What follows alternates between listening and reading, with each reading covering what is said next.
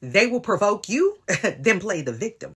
If you've ever experienced this, you know exactly how confusing it is. They push, they poke, they criticize, they disrespect your boundaries, they ignore your feelings, they keep crossing lines they know matter to you. Then the moment you finally react, they act shocked. Suddenly, you're the problem. Suddenly, you're too emotional. Suddenly, you're crazy. Suddenly, everyone is talking about your reaction instead of what caused it. That's exactly what they wanted. Because if they can keep everyone focused on your reaction, they never have to answer for their own behavior. You see, the easiest way for them to avoid accountability is to make your reaction the story instead of their actions. Think about how many times you've apologized while they never once acknowledged what they did to get there. How many conversations ended with you feeling guilty, even though you were the one who was repeatedly being hurt?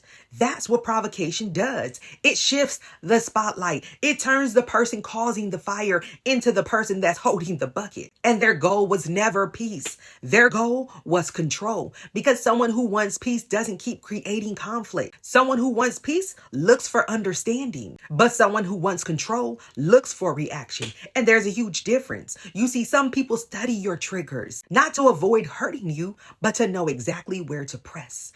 They learn what upsets you. They learn what wounds you. They learn what makes you emotional. Then one day, they use that information against you.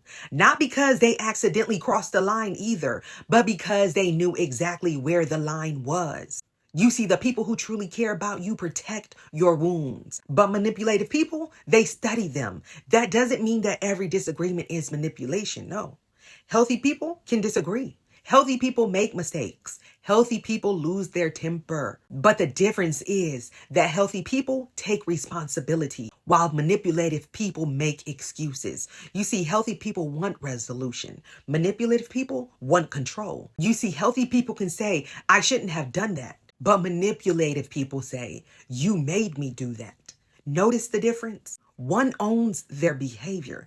The other transfers it. And there's an old piece of wisdom that says, if someone constantly blames everyone else, eventually they'll blame you too. And many of you have lived that. You watch them blame their ex, their family, their coworkers, their friends. And then one day, your name was added to the list. And it's not because you suddenly became the problem. It was because they needed another person to carry responsibility they refused to carry themselves. You see, people who refuse accountability eventually run out of people to blame. So then they start over with someone new. And one of the greatest shifts in my own thinking happened when I realized something. Not every accusation deserves a defense. Understand this.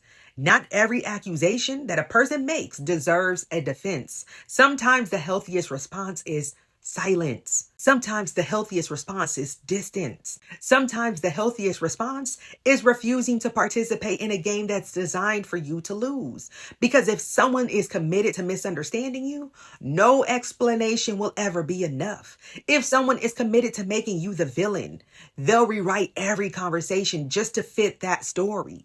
You see, you don't have to keep volunteering for that role. You don't have to keep proving your heart to someone who profits from questioning it. And that's one of the reasons I wrote Phoenix from Stability to Power. Because after living through relationships where you constantly questioned yourself, there comes a moment where you just have to rebuild that trust in your own judgment. You have to stop defending your peace and start protecting it. You have to realize that boundaries don't create healthy relationships. They reveal which relationships are healthy. Think about that. Boundaries don't ruin good relationships. They expose unhealthy ones. And the people who respect you will adjust. But the people who benefited from your lack of boundaries will resist.